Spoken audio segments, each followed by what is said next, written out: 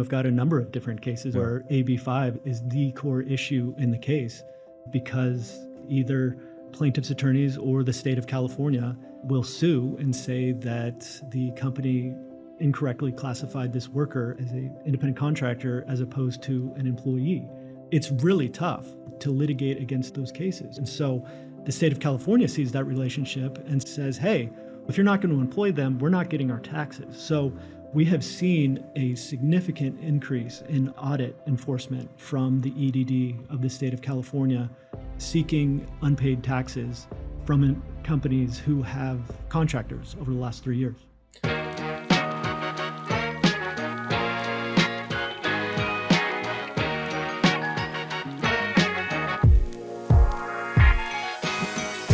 Hello and welcome again to another episode of Sacktown Talks. Today we're glad to be joined by my former high school classmate, law school classmate, Ryan McCoy. Ryan, thanks for joining us. Good to see you, Jared. How are you? Very well, very well. Been grinding along since we went to high school. Is it 21 years ago? 21 years. Santa Clara was what? 15 years? It's been a while. Gosh, yeah.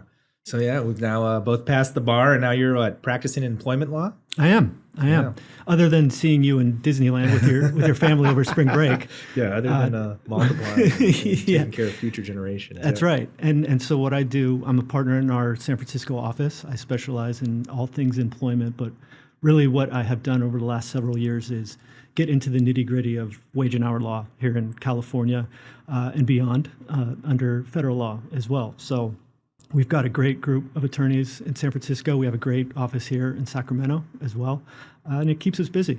Yeah, no, it's definitely, it seems like employment-related issues have just kind of like exploded in the last couple of years. Like the economy, wage and hour jobs just seem to be totally out of favor now. Nobody wants them. It's all this kind of like tech nuanced stuff. So I imagine these last 3 years have created some interesting challenges for you guys. It has, and it's been very it's been a hectic practice over the last 2 or 3 years, I would say, because no one saw COVID coming, right? The law was not written with a pandemic in mind, and so we were talking off the air about reimbursement of cell phone expenses, and that issue was not something that employers really had to face before the pandemic when employees started going back to their home office and work from there because they literally could not go into the office. And so these employees that were working from home because they had to started to incur all of these costs and expenses that they were kind of using at the employer's office beforehand, right? So who has to pay for the cost of those personal cell phones? Who has to pay for the cost of the home Wi-Fi? Well, it became pretty clear pretty quickly that was on the employer's shoulder. But that was sort of an example of the uncertainty that the pandemic really created for a lot of us. Yeah, that's interesting too, because like the state of California too, like sent all its employees home. That's right. And, are they reimbursing those employees' cell phone and Wi-Fi expenses? It's a great question. Yeah. It's a great question. But, it was only May, June, July, 2-3 months after the pandemic started. And we started seeing these lawsuits get filed. And, even the best employer with, acting in the most good faith, before the pandemic couldn't have foreseen this issue. And so you saw big settlements between employers and plaintiffs' attorneys that were representing these employees. Yeah, it's interesting. So, all I ever hear about is PAGA. You hear it from my clients. You hear it from the news. You hear it across the street. It's just driving everybody nuts. Kind of what is PAGA? Is the number one question we always get, and where did it come from?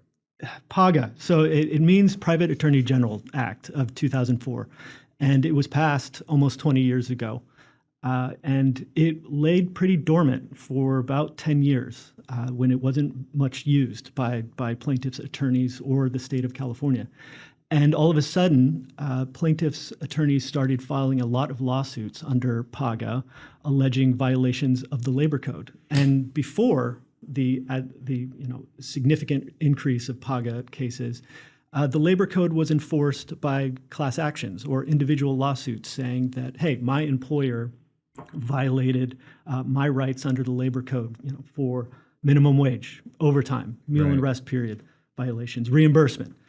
Those were straight labor code claims. And then all of a sudden, attorneys realized that they could file representative lawsuits on behalf of the state of California seeking civil penalties for those same violations. And the difference is that instead of the employee seeking back wages, right, the amount of the wages that were improperly withheld from them, the state of California, through the private attorney, gets to recover civil penalties. And those civil penalties are much, much higher than your normal unpaid wage claim. And so generally, if you can prove a violation of the labor code, you can get up more, at least, I should say, $100 per pay period that there is a violation. So you take that one employee and say you've got a biweekly pay period, $100 per pay period, that's $2,600 per year. And if you've got a pretty big workplace, the attorney gets to represent those employees as well. They're known as aggrieved employees. So you aggregate all of those claims for all of those employees, and the numbers get really, really high. The reason I think we've seen an explosion in these lawsuits that you noted, I think you're absolutely correct. I saw a figure that 5,000 PAGA claims were filed last year alone. The reason is that the courts have interpreted PAGA to be much different than a traditional class action. So your normal plaintiff doesn't have to prove all of the prerequisites of a class action in order to recover. So he doesn't have to prove that he is a suitable class representative. He doesn't have to show that his attorney is a suitable attorney to represent the class. And the courts have also interpreted PAGA to explicitly prohibit the arbitration of PAGA claims. And arbitration agreements have become increasingly popular with employers over the last 5 or 10 years because you can ask employees to waive the right to bring class or collective actions. And that can be a very valuable tool to avoid wage and hour litigation in California. But the court said you can't do that with PAGA. So plaintiffs' attorneys have learned that they don't have to prove the prerequisites of a class action, and you also don't have to worry about an arbitration agreement. So we're just going to pursue the same labor code violations under this sole statute. So I think that's some of the reasons why PAGA has become increasingly popular. That on its face, it seems like a reasonable law because of the recovery that the employee gets, 75% goes to the state of California. Only 25% of that goes to the employees, but the attorneys get a third as well. So I think the incentives are kind of skewed. That's interesting. So basically, like these PAGA suits are like fast-tracked class actions. And so these employment attorneys can basically skip some steps and put a business under pressure. Kind of as you said, it was a well-intended law originally, and everyone's like, who cares? Like these are bad businesses, right? They're doing some bad stuff, so they should be punished. Is that right? Like, well, what are these violations of labor code? I think that's a great point that you just raised about these employers must be bad. That's the critical point about PAGA is that you don't have to prove that the employer was acting in bad faith. All you have to show is that the employer did a administrative or record-keeping violation, and you get to trigger the civil penalties. So the intent of the employer, even if they have the best of intentions and we're trying to do everything right, they say no good deed goes unpunished here in California because, for example, if you pay a non-discretionary bonus to an employee, well, now that's got to be included into the calculation for the regular rate of pay. And if that's news to you, it was news to a lot of people in California over the last couple of years because now you start seeing these regular rate cases where it's really tough to calculate the regular rate of pay and really hard to get it right. But what's the end result is that the employer who was trying to give their employees bonuses is going to get hit with a judgment or a settlement for civil penalties simply because they didn't calculate the regular rate of pay correctly. So yeah, and when it was passed, PAGA was meant to make sure that we don't have widespread violations for employers. But I think there's a number of problems with the law. One of the greatest of which is that the good intents of the employer doesn't matter. All they can do is point to a policy and say it was unlawful, or point to the bonus that wasn't calculated correctly. So that's actually one of the things that the voter initiative in 2024 is meant to address, is not only take away the right of private attorneys to recover their attorney's fees, but also to make sure that there's a standard for bad faith or reckless or malicious conduct by an employer. Because I think we can all agree, regardless of whether, which side you're on politically or legally, that employers who actually do bad things to their employees, violate the law Right. maliciously or in bad faith, that should be addressed. But I think what we have seen in PAGA is exactly the opposite, in that employers are trying to do their best and they're trying to run a business in California. And oftentimes, they can make an administrative mistake, but that shouldn't trigger penalties in, hundreds of thousands, if not millions of dollars. Yeah, it's kind of interesting, as you're saying, like even employers who are trying to do, I guess, things above and beyond for their employee, trying to pay them more just because of a paperwork filing, can get dinged. Kind of what are some classic examples you've seen of on these PAGA suits where, employers are getting dinged even though they've, tried to comply and kind of were well-meaning? Right. So I think the first one anyone would point to is the wage statement requirements. Here in California, Labor Code Section 226 requires all employers to issue wage statements with all kinds of precise, itemized information. I believe the statute itself has about 8 or 9 different requirements, including the name, the rate of pay, how many hours were actually worked during that pay period, and the inclusive dates for that pay period. And going to my point of bad faith or good faith on the opposite end of the spectrum, all a plaintiff's attorney has to do is point at this wage statement and say, oh, you didn't accurately reflect how much overtime my client worked that pay period. That's a $200 violation right there.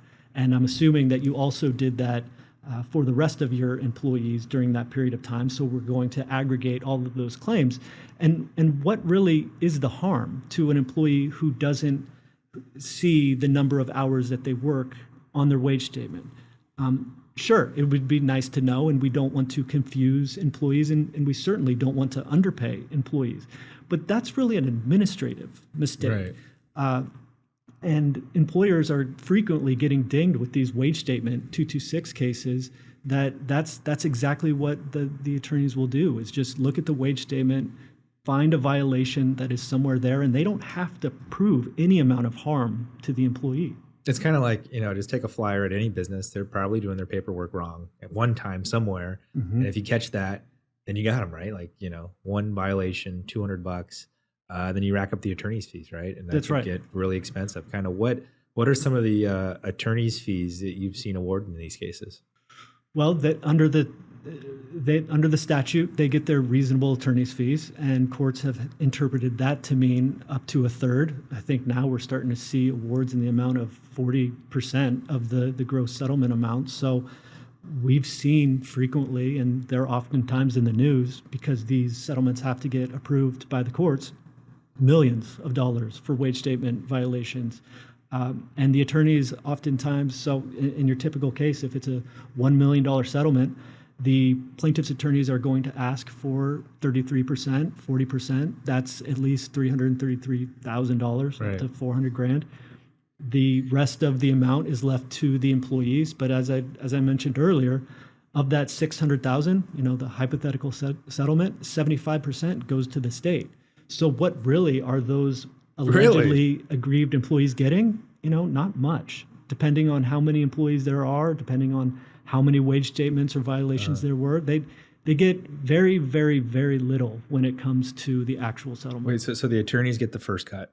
That's right. The state gets the second cut. That's right. 75% of the award. Right. So you And got then the employees are left with, wow. the rest of the pie. So again, back to the incentives. I just think they're not in the right place, because the plaintiff's attorneys are taking a huge cut of those settlements. And what are the employees really left with? And to that voter initiative that's up in a year and a half, I want to say, the November 2024 election, one of the things that is going to change if it is passed is 100% of the proceeds under the new law would go to the employees. So that would fix that aspect of Right. the issue. Kind of what's the genesis of this 2024 voter initiative? Kind of who's behind it, and kind of did the legwork to get it on the ballot? There's and I'm not involved, but I follow the news, right? So it's a group, California for Fair Pay and Accountability. I do know the Chamber of Commerce supports it because I can only imagine the number of phone calls that they get from small businesses Right. or big businesses complaining about PAGA, because it's such a tough statute to deal with when you have to look someone in the eye and say, yeah, they're saying that they could recover $1 million if they went to trial. You're going to spend six figures at least in attorney's fees on the other side. It makes a lot of economic sense to try to settle this now and make this go away, because fighting it is just throwing good money after bad. Right. So do the attorneys have the option of taking a 1/3, or can they just get an hourly fee for, like you kind of mentioned, that $200 violation? Like, okay, let's say there's this one little ticky tack violation, and that your business owner doesn't want to settle. They want to take it all the way to the end, and the trial judge goes, yeah, $200 violation, but you're responsible for the fees. Mhm. Is that a scenario that could play out? Yeah. If you go through trial and you lose on a PAGA claim, you as the employer have to pay the plaintiff's reasonable attorney's fees. And so after trial, the plaintiff would file a motion for his fees and say, hey, I did all of this work. This is what I'm entitled to. You can give me, a third. You can give me 40%. And that is going to be something that will be paid on top of the money that will be given to the state and the employees. Yeah. So it's basically a business owner's in kind of a no-win situation there. Right. And that is precisely why very, very, very few cases under PAGA actually go to trial. Yeah. So like the last 3 years have just been a nightmare for businesses dealing with employees, dealing with all these like COVID leave, COVID, this and that, everything. Kind of what are some of the things you've seen in the last 3 years where you're just kind of like scratching your head like, oh, what are we doing now?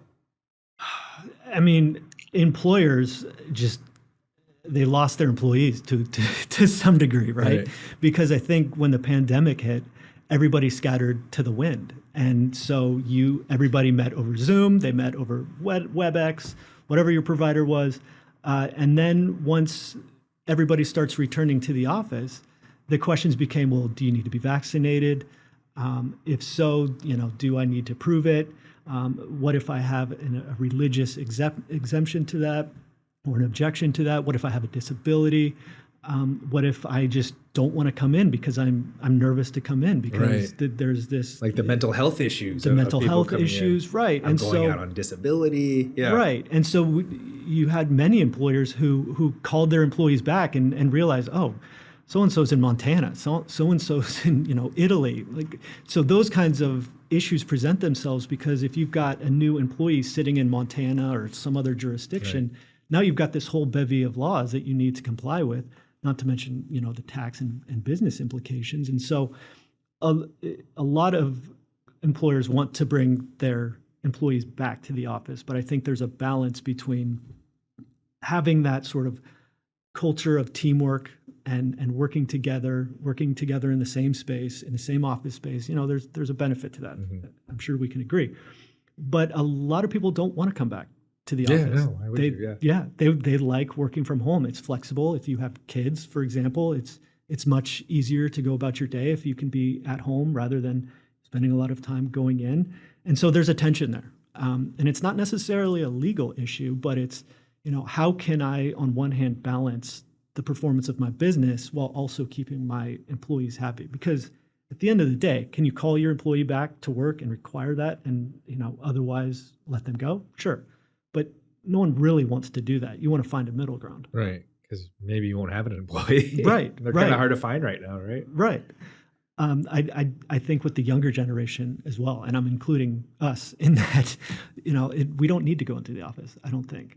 So there is a lot of tension between the return to the office, sort of ethos and the ability to work remotely, especially since to a large degree we were able to do it successfully over the last year or two. Yeah.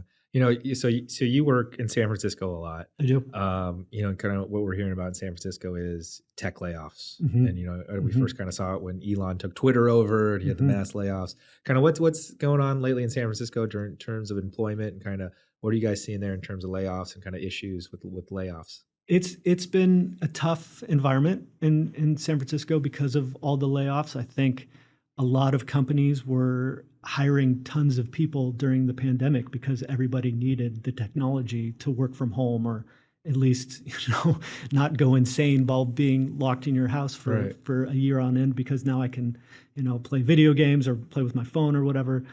So a lot of these tech companies hired a lot, and when that stops, and the interest rates go up, all of a sudden things become a lot more expensive, and so you've got to start laying people off, and it's very unfortunate because there's been a significant round of layoffs amongst a number of companies over the last several months. San Francisco is a unique place. I love it. I lived there for several years. I live in the East Bay now. I still go back to the city, frequently because that's where our office is, and I Mhm. love being there. But San Francisco has its own set of laws and rules that are even peculiar to employers, and you put those on top of what the California Labor Code imposes and what the federal government imposes. And so you got all kinds of levels of employment related, laws that you have to comply with. I mean, even before Obamacare, San Francisco required private employers to provide healthcare benefits. So San Francisco is oftentimes at the cutting edge, even beyond California, of progressive employment laws. That's interesting. So you got to balance both of those, huh? Yeah. It seems like here every year we come up with a few great ideas we think that are just fabulous to implement in the labor code. Kind of, what are some of the most recent changes in California law that you've had to kind of help clients implement this year in 2023?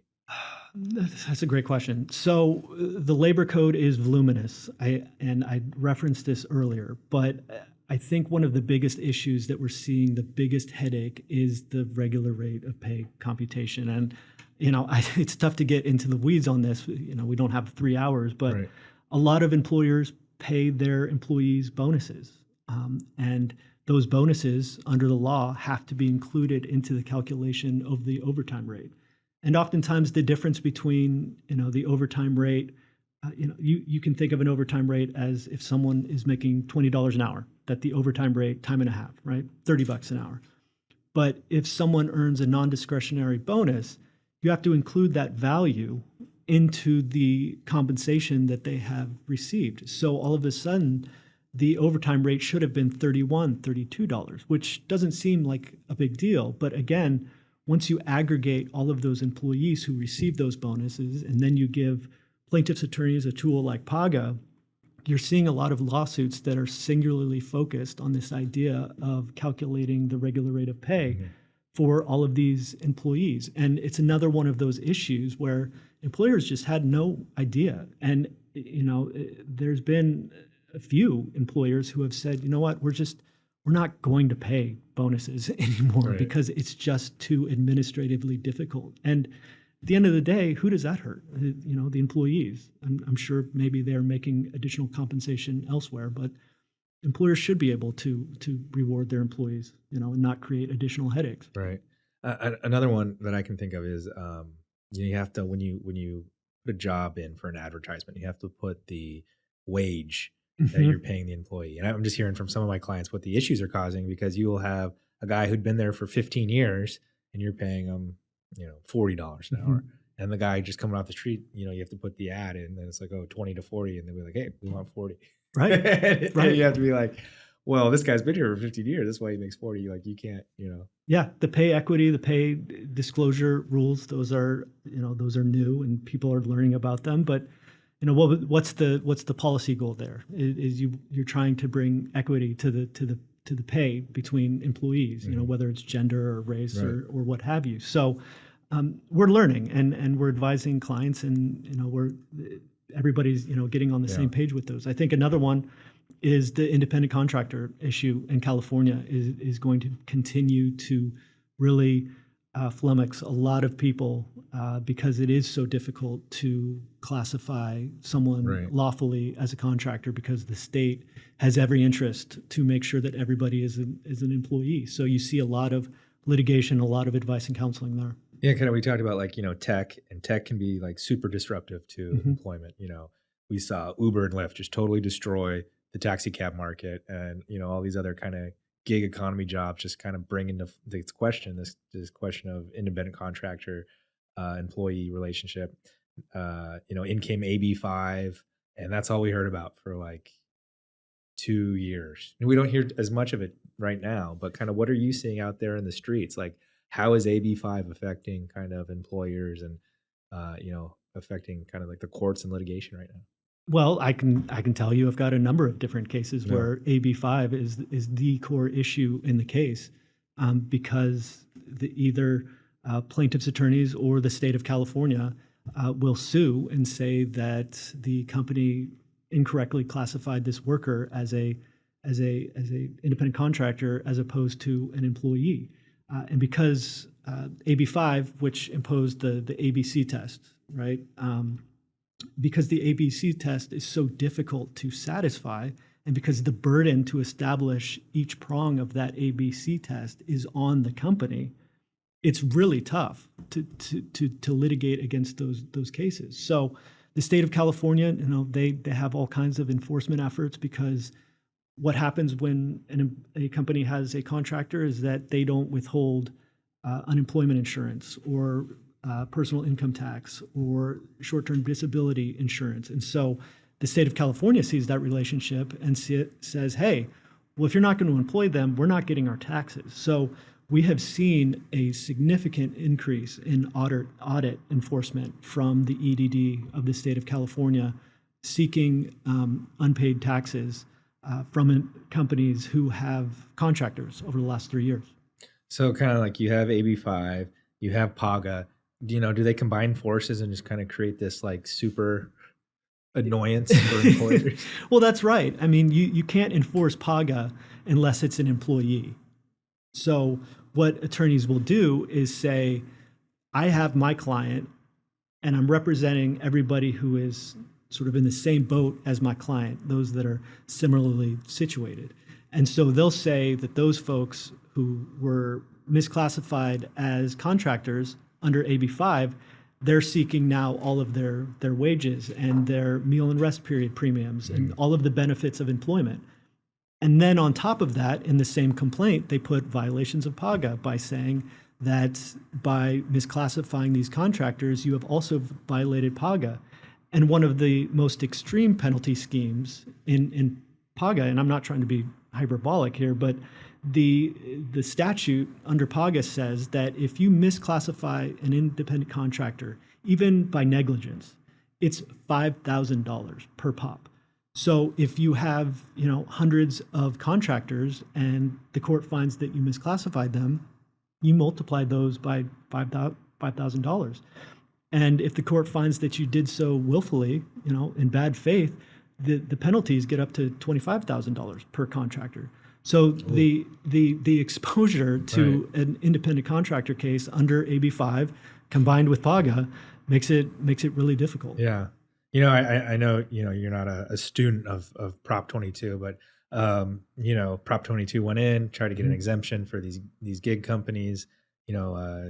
East Bay Court threw it out, said it was unconstitutional. Just recently went to an appeals court, I believe, and they kind of upheld, I think, maybe 95% of it. Can you give us a little update on what the latest is with Prop 22? And Sure. So the headline is Prop 22 lived. So the gig economy Is back. It is back, and you can and even during the pendency of the appeal, that court's ruling was stayed. So the gig economies were allowed to continue working as they did, but of course, the Court of Appeal. The other side, the plaintiffs who brought this case, I'm sure they are going to seek review of the decision before the Supreme Court, and so we'll see the Supreme Court hear that decision maybe in a year or two, and who knows what happens when you're in front of the Supreme Court. So it's that issue is going to be around for a while, but With Prop 22, with some of the statutory exemptions for AB5, that's a good start. But there's not really any rhyme or reason for the exemptions Right. in AB5. It really was a matter of who had the best sort of lobbyists to get Yeah. the exemption from AB5. So it's a tough law. Yeah. Who's the most sympathetic industry? It is. So you got hairdressers, beauticians, Nail salons. I think right? that one, yeah. But then you didn't have the freelance journalists; they Right. weren't covered. So it's a tough law. Yeah. As I said, every year we come up with some really good things that we think are great ideas for employment law. The one I saw this year was, extending, like applying the WARN Act, creating our own WARN Act and like making it longer. Can you kind of explain to our listeners what the WARN Act is and why maybe a California WARN Act on its own isn't necessary? Well, we do have a Cal WARN, right? So there's the Cal WARN, and then there's federal WARN, and there's distinctions between the two. But generally speaking, what the WARN Act requires is that you have to give advance notice to employees that their job is going to be eliminated, and it has to be more than 50 employees at one single establishment.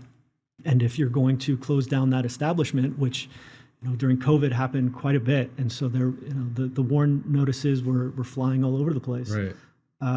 That was a law that really you saw a lot more attention to, because employers had to give advance notice to their employees of this unfortunate situation. Yeah, and as I understand it, like I see it a lot when like a business is selling to another business, and so basically a new business is coming. Everyone keeps their job, but one business has to terminate them, and the new business kind of hires them. And with that, you have to give this advance notice, but you also have to guarantee payment for these people for so long, right? Yeah, you got to do that as well. So it's I have a partner in my office that I always have to call, because the nuances of the law always escape me. But whenever we hop on the phone and it's, hey, we have this unfortunate rift that's coming up, or we got to close down this business, we got to shut down this establishment. Right. It's always it's a tough, because no one wants to do this, right? No one wants to conduct a ref. No one wants to shut down a business. So everybody, it's a somber sort of moment, and then you've got to deal with the WARN notice to try to not make a bad situation even worse. So what happens if like a company's just like failing, right? Just going out of business, doesn't have any money, and has to lay off all its employees? How do they afford to kind of keep paying these employees to comply with the WARN Act? That's a great question, because it's been an unfortunate scenario where businesses have gone bankrupt, several, and because employees haven't been paid, that all of those claims go to the bankruptcy court, and who knows what happens. Yeah.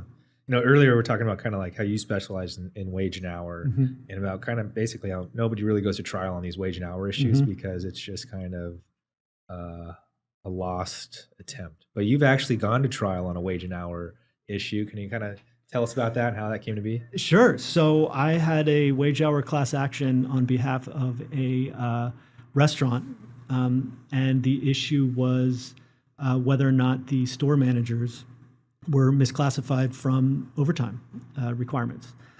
And so after several years of litigation, it went to trial about 10 years ago.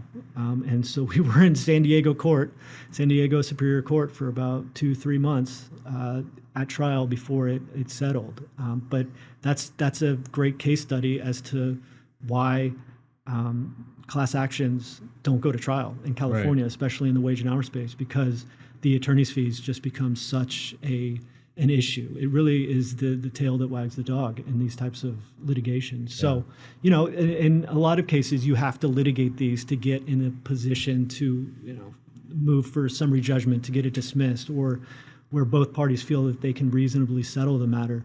But going to trial on a class action is a rare beast. Yeah, takes a rare client. Like, yeah, we're going for it. So let's pretend for a second that you have political aspirations and you've decided to run for state senate, and you want to fix some of the California labor code issues. And so you're the labor code czar in the Senate. What changes are you looking to make here? Well, I think I would put my eyes right on PAGA, and that is first and foremost for me right now. I have too many cases where it's just an unfortunate, situation of an employer who was trying to do right by their employees and wasn't trying to do wrong by their employees, but PAGA gives all the power to the other side to sort of exploit the business into a settlement. So I think that is such an area for positive reform. Mm-hmm. I don't know the fate of the voter initiative in November. I would hope that it would pass, but I would like to see the Assembly, the Senate, whomever revisit PAGA, because I think, as you noted, on its face, it's a law designed to protect employees. But I think in practice, it has become such a burden on employers, and it's tough. I know it's a mantra to some, but it's tough to do business already in this state, and PAGA has only made it tougher. So I would hope that everybody could see that there's area for reform there. And keep in mind, even if we got rid of PAGA or reformed it, you've still got enforcement of the labor code. Right. So it's not as though all of a sudden we're going to start paying employees $1 an hour, or not giving them meal or rest periods, not reimbursing them, not giving them all of the benefits that the California Labor Code provides. And they're good benefits. But PAGA, it's not the right way to do it. Yeah. So you're willing to give up all those PAGA billables, all those cases. What a man for others. Hey. That's what we learned, right? Yeah. Focus on something else. Yeah. Well, like I said, there is always, California makes it tough to be an employer. And we were busy before the explosion in PAGA. But PAGA has just become a really tough deal. Yeah. It's unfortunate. Has the firm held a meeting and said, why are we doing these defense cases? We should go on the other side. No, I can't say that we have had that conversation. No. But there are plenty of folks who used to be on the defense side and who have gone out to the plaintiff side. And they're great attorneys and great people. I get along with a lot of folks on the other side. But there's a frustration with PAGA that I don't think it exists elsewhere in the law. It's interesting. I recently saw kind of this dialogue on Twitter, and everyone's like, "Oh, don't do business in California. It's too hard. It's too expensive. Blah blah blah." And someone's like, "No, California. If you can figure it out, it's a cheat code. Like once you get through all the red tape and you can figure it out, then there's no limited competition." Right, and there's all kinds of talent here. Right? You were born and raised here. I wasn't born and raised here. I mean, it's a great place to live. I'm not leaving. It's home, and there's just great people here, great businesses, great schools, great basketball teams here in Sacramento. So it's a cheat code if you can succeed, and it's tough, but it can be done. Yeah. So for anyone listening, if you want to get through the cheat code, give Ryan a look up. Hire Ryan. He'll tell you how to deal with all this stuff. Ryan, if they want to listen, if our listeners want to figure out where they can find you and kind of engage some of your services or get some of your thoughts, how can they find you? They can hit me up on my email. It's rmccoy@seyfarth.com. My LinkedIn profile is right there as well. No Twitter, huh? You're not active on Twitter. No Twitter. No Twitter, Facebook, Instagram. All right. LinkedIn it is. Yes. Well, thank you so much for joining us, Ryan. Definitely thank you for having me. Interesting stuff, and great to learn about PAGA and all these other fun things. Thank you for having me. All right. Awesome. Thanks.